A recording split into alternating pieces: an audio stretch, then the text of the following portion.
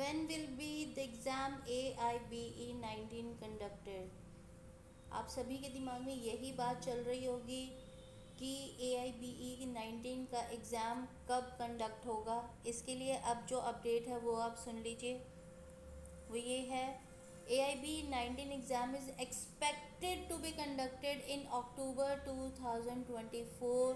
The exam date has not yet been officially announced by the Bar Council of India, but it is anticipated soon. Registration for the exam is also expected to open shortly, likely in September 2024. To stay updated, it is advisable to regularly check the official BCA website or other reliable sources that track your announcements. The same is, we are always there to help you whenever we'll get any kind of information regarding the AIB 19. We'll immediately update you.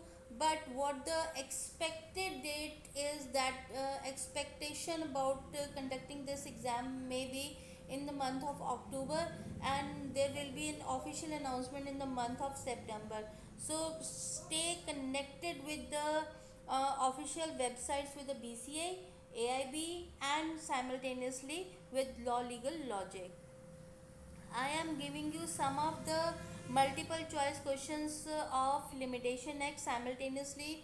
These are very important questions because all the answers and explanations are given simultaneously.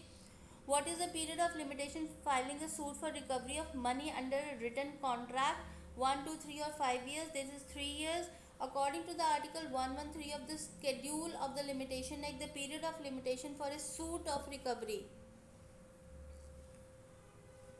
just a moment, yes, of money based on a written contract is 3 years from the date on which the cause of action arises.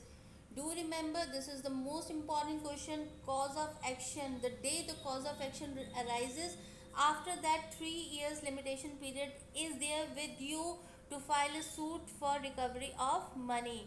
Under the Limitation Act 1963, the period of limitation for filing a suit by a landlord to recover possession from the tenant from the expiration of the lease. 6 months, 1, 2, 3 or 12 years. This is 12 years according to the Article 66 of Limitation Act 1963. The landlord has 12 years to file a suit to recover possession of immovable property from a tenant after the expiry of the lease. 12 साल, 12 years period, the limitation period every landlord has against their tenant to recover their possession. Which of the following action is not covered by the Limitation Act? Suits, appeal, application, criminal proceeding. Obviously criminal proceeding. We do have suits, we do have appeals, we do have applications in Limitation Act, but not the criminal proceedings.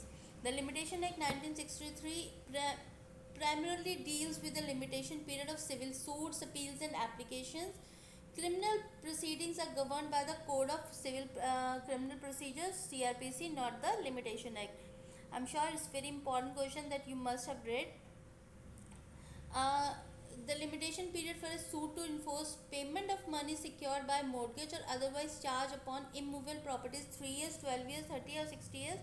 This 30 years, as per the Article 61 of the Limitation Act 1963, the period of limitation for a suit to enforce payment to money secured by mortgage or otherwise charged upon immovable properties 30 years from the date on which the money becomes due. 30 साल का period होता है इसमें. Which section of the Limitation Act 1963 deals with the extension of the period of limitation in certain cases due to the defendant's absence from India? This is section 13. Section 13 of the Limitation Act provides that the period of limitation for a suit is extended if the defendant is absent from India and therefore out of the court's jurisdiction. The time during which the defendant is absent is excluded in computing the limitation period. These are very important question. You must do it thoroughly because these are very important questions of the Limitation Act. You must have done it, I'm sure about it.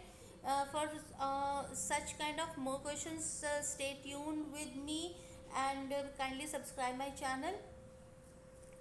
Thank you very much for being with me.